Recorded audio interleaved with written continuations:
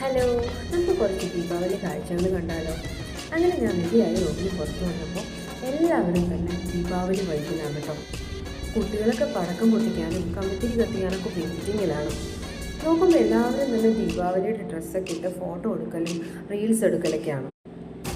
നടക്കുന്ന വഴികളിലും ലൈറ്റുകൾ കൊണ്ട് നന്നായി അലങ്കരിച്ചിട്ടുണ്ട്.